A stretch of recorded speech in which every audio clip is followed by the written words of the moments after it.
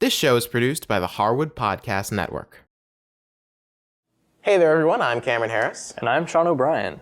We love bringing this show to you free of charge. And if you want to help us keep it that way, you can make a contribution to our Karma Jar. Or by becoming one of our sponsors. To learn more, visit our website. Coming up on Game On, we review Castle Crashers, a new take on the classic side-scroller. Hey, you better heal yourself before your mission. Good idea. All right, thanks very much. See you later. No problem. Have fun storming the castle!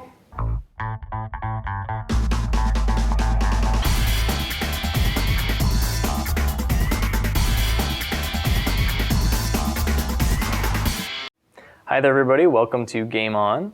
Today we're reviewing Castle Crashers, a kind of different animated new side-scroller game for the Xbox 360 and PS3. Yes, both are, it's not a disc-based game. This is another, very much like Shadow Complex, which we reviewed a while back. Exactly. It's a downloadable game. Right. For on the Xbox, they're called Xbox Live Arcade games. And on the PS3, it's through PlayStation Network. It's really cool because it is the style of a side-scroller, which, I mean, if you're like us, you might not know what side-scrollers are if you're our age. Kind of like classic, just kind of like move from one side of the screen to the other, Right.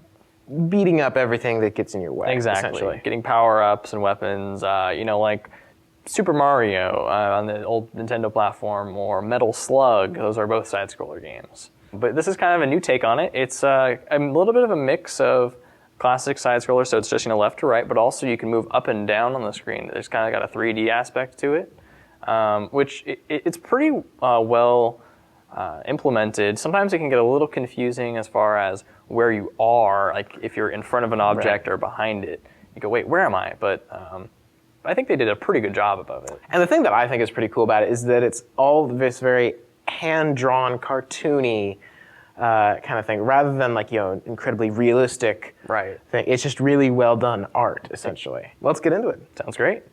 So here we are looking at the map of Castle Crashers. It's actually a decently sized level. You basically start off here in the beginning of the game and you slowly work your way. Each of these little spots is basically a level or a map. And so you work your way through, and as you can see, I've completed a lot of the map. When you get to a spot that's not unlocked, as you'll see right up here, it has a little lock over the icon. So as soon as you progress past this specific level, you'll go on to the next one. One of the interesting things is because it is a side-scroller game, when you complete, say, right here, the pirate ship, you won't go back to the map and move around. You'll actually just continuously load from one map to the next map. So the levels all actually seamlessly flow together. Exactly. Maybe not all of them, but say 5 or 6 in a row will flow together. So you exit the end of one map and you enter the beginning of another map. Oh, that's cool. So basically, you start out over here, and I'm just going to show you 2 aspects of the game which I find really impressive for a game of this type. The first one, we're going to head up here into the Ark, where we keep our little animals. And these pets actually help your character. For instance, the one that I have gives me added strength and a +1 damage. So they kind of have different benefits. If you're not sure what one does, you can always look it up online or bring it right over to her, and she'll tell you exactly what your buddy does. This one helps you dig faster. They're quite funny, and there are a lot of them in the game. As we head over to the fish, deer thing's mouth. Frog thing as well. Yeah. You actually enter your weapons storage. And just like the pets, there are a lot of weapons. These are most of the ones in the game in here. There are, like I said, they just keep going. Right, and there are some of them are pretty weird. Like there's just one that's a big leaf. Yeah, a big leaf, a stick. We have a spoon. Over here we have a hunk of meat.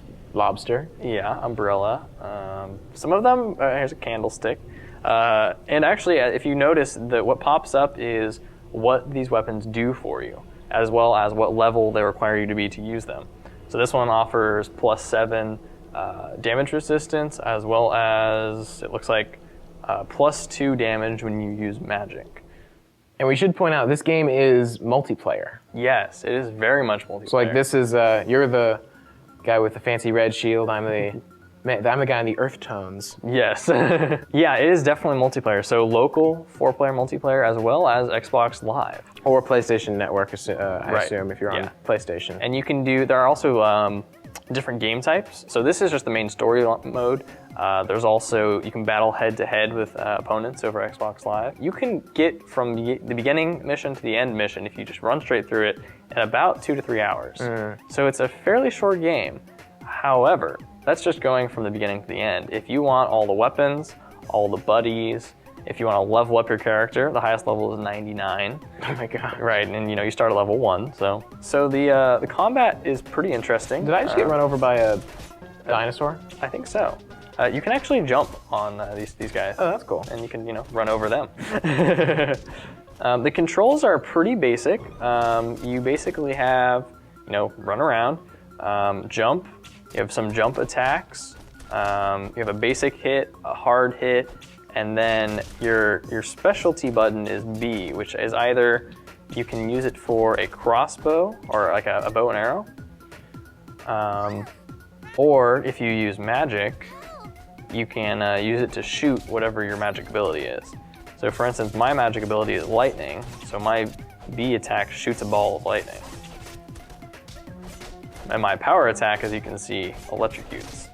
I have to say, as you can see, the game is very hectic. Yes. Very chaotic. A lot goes on. I mean, if you have 4 people on the screen, plus all the guys that you're taking care of. Your health, if I understand correctly, you get from fruit, Yes. which you then get by digging. Right. So like there's banana, Right. and it just healed me. So I would say that the only real downside to this game is the fact that it is just so chaotic oftentimes. Yeah. It gets a little bit tricky. You're just kind of mashing buttons sometimes. You can't really see where you are. Yeah, that can be kind of confusing. So definitely something to get used to.